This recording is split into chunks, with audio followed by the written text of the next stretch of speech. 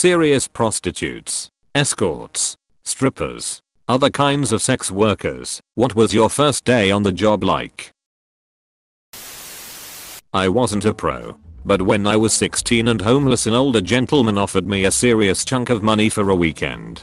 He thought I was 14. I was hunger skinny, so it was believable. He had a hotel room, bought me some clean clothes and makeup, and left me alone for a few hours to get the street off of me. When he got back, he threw out my old clothes and took me to dinner. I spent 3 days with him and none of it was terrible. I wasn't living my best life at the time, so the bar was pretty low. He was polite to me and wasn't rough. He let me drink in the evenings, but never let me get drunk or high, and had me call him dad in public. He told me it was because it would look odd otherwise, but I called him a normal name that I'm sure wasn't his real name when we were alone, so it didn't feel particularly predatory. I never told him my name, so he called me Anna. We went out during the days, sometimes to eat or shop, once to the zoo, and sometimes I'd stay at the hotel while he went out. He didn't tell me much about himself and his life. Lots of old anecdotes from his younger years and silly stories. He liked me to tell him about my life. Stupid teenage garbage about my friends and parents. What kinds of things I liked and why. When we parted, he gave me a bit of cash, but used most of the money we agreed on to get me a motel room for a month. He talked about being worried about how I was living. Beyond the money I earned, he spent a bunch on groceries and toiletries that I didn't see until after he left, so I couldn't thank him. But I felt more cared for by this stranger who paid an underage girl for sex than anybody else in my life. He also extended my stay with management for another 2 weeks. The owner came to my door and told me not to check out yet. Having a room with a lock helped me hugely. I wasn't being robbed anymore, so I could work small jobs and hide cash. And I didn't have to worry about the violence I was trying to avoid before. And I wasn't taking drugs every day because my life didn't disgust me. When my stay ended, I was able to move into a group home and live a bit cleaner and safer, and never did the streets thing again. I did plenty of drugs and drinking, but just for fun and with friends, not to stay warm or stay awake. For context, this was in Canada and was very illegal. Terrifying. I was 21 years old and had never even stepped foot inside a strip club. I had bought a matching bra and underwear set from Mars Halls along with regular heels. Big mistake. I was told to watch the dancer before me on stage, who of course was gorgeous and clearly knew what she was doing. I went up there and immediately busted my ass because of the normal sized heels. The rest of the time was just spent holding on to the pole for dear life and hoping I wouldn't get fired for being the worst dancer they'd ever witnessed. I wasn't fired and eventually got the hang of everything, but I still cringe at how awful those first initial days were. I started as a waitress in a strip club. 3 months later I tried dancing. My first time in the VIP, where I had been seeing the workflow for 3 months, so I knew what to say and where to go. But my hands were shaking. The guy even asked me if I was okay. After that first hour it was fine, but my body literally was shaking in the beginning. I didn't feel scared, though. It was a natural reaction. You must found a nice place if your first dude was genuinely concerned if you were okay with it. It was Bourbon Street Circus, run by the legendary Bob, one of the best managers I ever worked for, period. He never slept with the girls. Stripped briefly to pay for a semester's worth of tuition and books. On my first day, a lady shouted, "Whip out your pecker." And I couldn't help but to laugh from both nerves and the fact she said pecker. After that, the rest seemed pretty easy. I knew what it would be like going into it. I'd been working for the agency for a few months as a driver, taking the girls to their appointments, making sure they didn't get robbed or killed. My boss mentioned that he had had some interest from females wanting a male escort. I'd seen Juice Bigelow. I figured, why the hell not? I was 18, and I cleaned up pretty nice. My first client was a woman in her late 30s. Not a supermodel, but not unattractive at all. She was in town for some auto parts convention and wanted someone to show her around. We wound up sleeping together after I got my money and left the next morning. I did that until I moved out of state 3 years later. I was a cam girl for a little bit. First time was with my roommate. She had been doing it, and I knew she was a cam girl. She was making more in one night than I was from babysitting like 4 times a week. It was really awkward at first, but my roommate was a pro and played into it. First time lesbian sort of thing. Those tokens were flying in. Despite it being awkward, it was fun, and we made a lot. So I started my own account, became a cam girl. I did phone sex for a bit, and the first day was awkward. I felt like I was in a corny porno from the 80s. There were also a surprisingly high number of men that asked which area I lived in and were weirdly insisting on knowing. I'm guessing BC it was over the phone, it felt more real to them. After a couple of hours I got into my role, and moaning like a bad actress became easier and funnier, but the first hours definitely felt awkward. I worked independently as an escort, so there wasn't really anyone to give me advice on what to expect. I read some websites here and there with general advice and set up a profile. The first few messages were people trying to scam me or looking for free nudes, and eventually somebody came through who seemed genuine. We discussed everything and then set a meetup at his place. Followed up with a phone call as I was setting off to confirm. Seemed a bit shifty over the phone, which made me nervous, and I didn't fully understand the directions to his place. I walked in circles around several apartment blocks being lost and called him nearly in tears because I couldn't figure out where to go. He ended up standing outside his block, so I saw him, and he actually looked normal lol. Slightly balding, wearing a t-shirt and jeans with round face and a kind expression. I can still picture him waving at me and me running towards him like a lost child who just found their parent. Got inside his apartment, ushered him into the shower with me, and then the actual sex part was over fairly quickly. He booked a whole hour and we probably spent 45 minutes just talking about his life, video games and movies we like. The job has its ups and downs, but after that I stopped being so nervous and learned it wasn't as difficult as I thought. Most of my job was just being a good listener and boosting egos. Make people feel good about themselves. I'm convinced that a business that just had nice people to share a cup of coffee with would be successful. There's just a lot of lonely people in the world. Former male stripper here. It was awesome. It was comedic, sexy, and fun. Just an absolute party. The crowd had a blast. We quintuple lap danced the bachelorettes. It didn't pay much, but I wasn't really in it for the money. I would totally start another show if I can make it happen. I only had 2 brief uncomfortable moments that night. First, an old woman just grabbed my goodies. Second, another old woman shoved $1 so far between my cheeks that I didn't see it until after the show. She was making a deposit. I'm 21 and was an oil wrestler for a short time just last year, and I was terrified. I had no practice or was shown anything.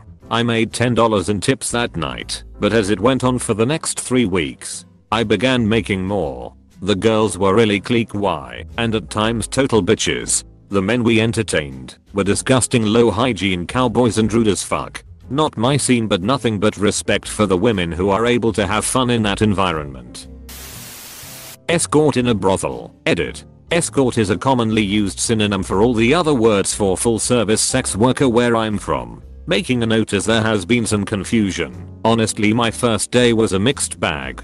The other girl I worked with was hilarious and properly took me under her wing and fed me a glass of wine before my first john to settle my nerves. I haven't drank on the job since that day, but that one drink really helped. I got tipped by one client, assaulted by another. When I was assaulted though, the other worker, the receptionist and my boss all had my back and gave him a proper telling off and barred him. This was a one-off, it hasn't happened since. I've never felt safer in any other job, and I have more control. I walked home that day with more money than I'd earn in a week in my last job. I've never looked back. Do you still work there? Yes, I do. I'm planning on doing more independent work once this pandemic's settled. But my plan has always been to still do a few shifts a month. Sex work can be so isolating, so it's good for the social aspect if nothing else. I'm long retired now, but I was 21 at the time and at a loose end. New city and no job, so decided to work at a gentleman's club as a prostitute. I'd done my research and been in for an interview, so I was feeling confident and relaxed. No one else showed up on time, so I was the only girl there on the day shift and sat chatting to the receptionists. My first client was a really good looking English/SRI Lankan guy who was really sweet and equally nervous. We both couldn't believe it was the other's first time until we were both fumbling and laughing trying to put a condom on correctly. I can't remember who else I saw that day, but I do remember getting paid more than I had earned in a week working 2 jobs. I ended up working for around 7 years and really enjoyed it. Was a stripper in my late teens. First day I was nervous as fuck. Some drunk dude walks up to the stage waving a dollar bill and said slap your ass. I'll give you $1. Oddly enough, that made me somehow more comfortable with the whole thing. I actually enjoyed it and wasn't half bad. Made more money, legally, from 17 to 20 than any other job I had until like 2 years ago. I'm 37 now. I had a friend at uni who stripped for a while. She was a proper girl next door type girl. Last person you'd expect to do it. She told me she found it empowering, which I never really understood. She also said she wanted to prove to herself she could. I don't know if that was a body confidence thing or something, but regardless, I got the impression she at least didn't hate it. There's definitely a cool power dynamic with you want to touch me, but you can't. So you're paying money just to look at me. Not to mention it takes some cojones to get up on a stage in general. I'm glad it sounds like she had an alright time of it. Not to mention the sheer athleticism it takes to be a stripper. I had a stripper deadlift me one-armed, and I weigh about 200 lbs. Brew them some goals. I do pole dance, and I'm friends with a bunch of strippers and they're so strong it breaks my brain. Like, how do you hold your body perpendicular to the floor and look like it's nothing? How do you casually deadlift your ass over your head into a handstand and look hot while doing it? PLS explain. A bit intimidating, but not really much different. If anything, I had a little better of an idea of what I was doing compared to working at Starbucks. Did escorting for about a year. First day was relieving. I was terrified at first because I was given the rundown for what redheads to look out for. There were a lot, but I went on. Most of my clients ended up being older men who just wanted a pretty girl to be seen with and to listen to them. My first day felt more like a therapist than an escort. I'm naive to escort related stuff. What about redheads now? Pretty sure that is an autocorrect of red flags. I don't really know if this counts, but I'll share anyway. I'm not a sex worker, although I was paid in the somewhat recent past to work a glory hole. The glory hole was in the staff bathroom of a club not far from my student accommodation. I was told that certain guests were going to be given the option to use the staff bathroom for the glory hole, but not to expect that many people. I was paid £200 each night and I worked 2 weekends in a row. My first night, and pretty much every night, was very scary. My expectation was that a dick would come through the hole. I blow it until he comes and job done. I didn't accept that I was going to have abuse shouted at me, having people look over and under the cubicle and threatened. Every night I complained to the manager and he promised to do something about it, but nothing ever really changed. Like I said, I only worked 2 weekends because it was really scary. Hope this was somewhat relevant. I never knew glory holes existed outside of adult bookstores or gay clubs. I thought they were urban legends. Well, it probably was in a gay club. Went to ops profile to see if they were a dude or chick. Saw the ass and thought definitely not a gay club. Then I looked at the sub. Boy, was I wrong. I was kicked out / left on my own. It's complicated. At 19, I saw the writing on the wall and needed money fast. So I started as a stripper at 18. The Great Recession happened a few years later, and so I moved to escorting at 22. First job as a dancer was with 2 other girls to a private party. I had something of a debut, and while I had no idea what I was doing, I had my heels on, and I knew how to shake my butt. I had literally $200 in singles just drained on top of me. 30 minutes of work. Who knew how much the other girls made?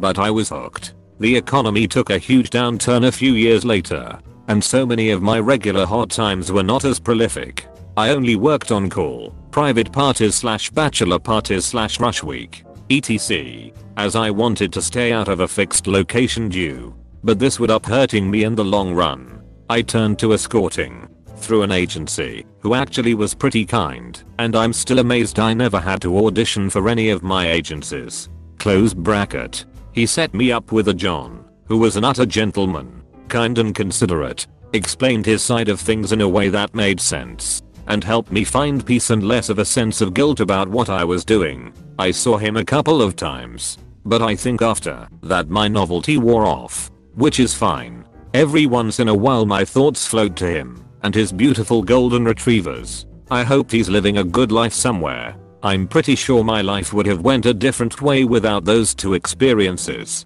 And don't get me wrong, I've heard plenty of just raunchy, awful, ungodly, unforgivable things done and said to me in my career for the sake of rent. But holding on to the few bright moments I had helped me make it through to financial and familial freedom as well as retirement from the industry. I was 18 and naive. My first client chose me because I was new fresh meat. He was a regular at the club. I was terrified, but went along with it. He made me call him daddy, and every time he pushed into me, I winced from pain. He secretly took the condom off. The manager or girl who gave me her introduction tour never warned me of clients trying to take off condoms. I couldn't tell management about him, since he was a regular at the club. They also never told me there was an emergency button to leave the room if I needed to. I only learned 3 years later when a client beat me. That's when I decided it was my last day. I find it so weird that people would take off the condom. If they are sick, they are huge assholes, and if they aren't, well, that is probably a quick way to be because of other assholes. I hope you are healthy and fine. I quickly learned the tricks to knowing who was going to take the condom off. When they tried to, I said, what if I have a disease? They just stare at me dumbfounded, but don't try again. I guess they are just ignorant, you know. It sounds weird, but I think that makes it worse. Like, how can you be that ignorant? Anyway, thanks for your response. Take care. First job in the industry was a sexting operator for a dating website. I found out it was a scam. I was basically a bot and never got paid for talking to people. Lol, they owe me at least $120. I hope their site is exposed one day. Edit. First day was weird. I had to cater to a bunch of random guys. There was no training. Just thrown into random chats with random guys. I basically made up nonsense to keep the convo going so they could buy more credits to make the website rich while we get nothing. I was basically the person that was like, Don backquote T, you like talking to me, why won't you buy more credits then? Edit 2. Oh, I also forgot to mention, I remember feeling really weird the first day because as bots we had access to a bunch of random women's nudes. They looked like amateur porn stars or something, but I remember being like, who are these women? It just felt wrong.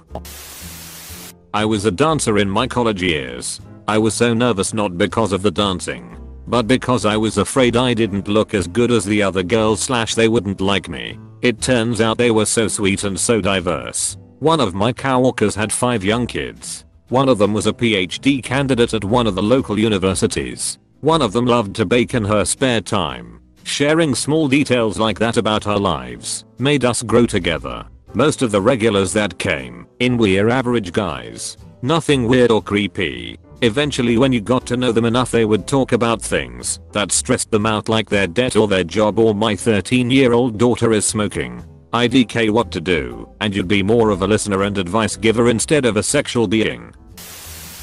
I was a male escort very briefly in the early zeros. My first call was for a married couple at a hotel room in a casino. I arrived and went to the front desk to let them know I had arrived. This was before everybody had a cell phone, and I was told to wait in the lobby. It seemed like forever, and the longer I waited the more nervous I became. Until the wife walked up to me and asked if I was Jeremy, fake name. She was very attractive, and that was a relief. She took me up to their room, where her husband was waiting nude in a chair. He was very much not attractive. He started barking orders at us to undress and do this and do that. I was fine with that. Like I said, she was very attractive. Eventually he decides to join in and it suddenly is very awkward as he's quite out of shape and is having difficulty doing pretty much anything.